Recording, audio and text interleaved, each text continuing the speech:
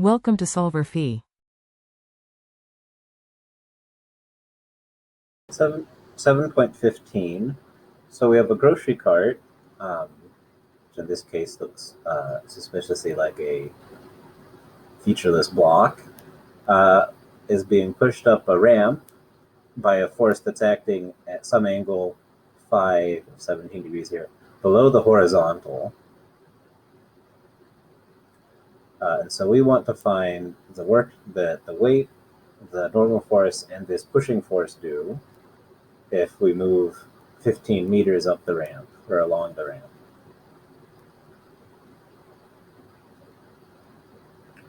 So, because the acceleration here is 0, it's moving at a constant speed.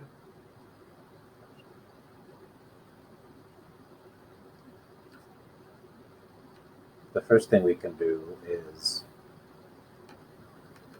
use this fact. So the sum of the x forces has to be 0.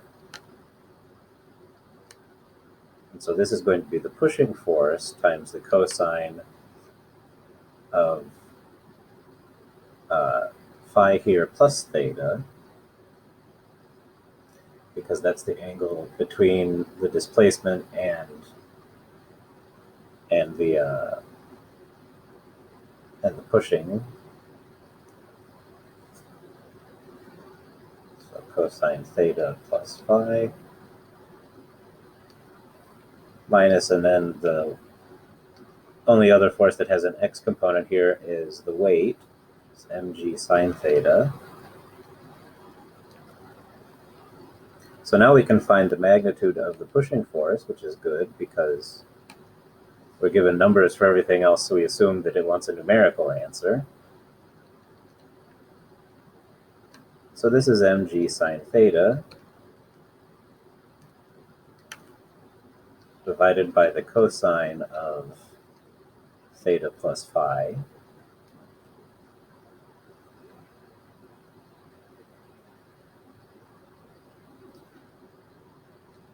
So now the work that gravity does through the weight is going to be the weight, of course, times the distance for moving, times the cosine of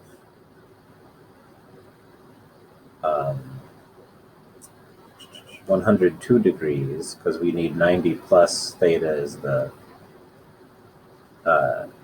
difference in direction between the gravitational force and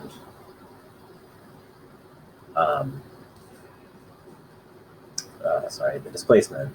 So it's 90, because gravity is 90 degrees from the horizontal, and plus 12 gives you the direction there.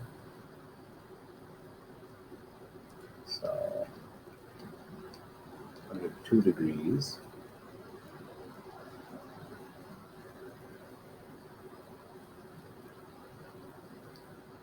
So this is negative 490 joules. This cosine of something greater than the 90 is going to be, greater than 90 but less than 270 is going to be negative. Now the normal force we could have just done to begin with, because that's the easiest, but we'll just do it here. It's going to be 0 because the normal force is normal to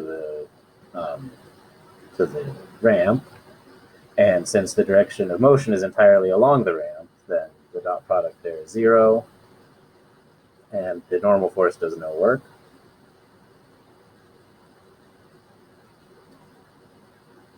Now the work that the pushing force does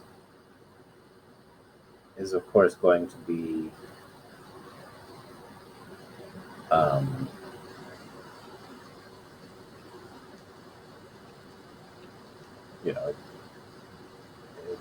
it's magnitude times the distance times the cosine of the angle, which again in this case is theta plus phi.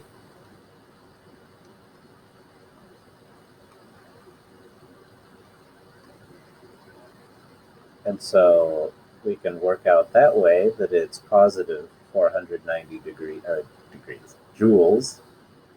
But we can also just use the fact that this isn't accelerating, so the net work being done on it has to be 0, and so it has to be the negative of the work done by gravity.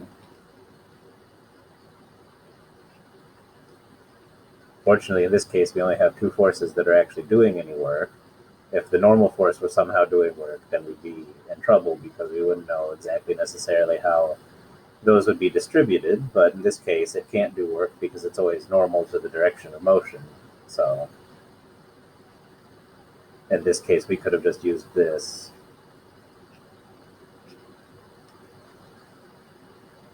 So there are two ways of doing that.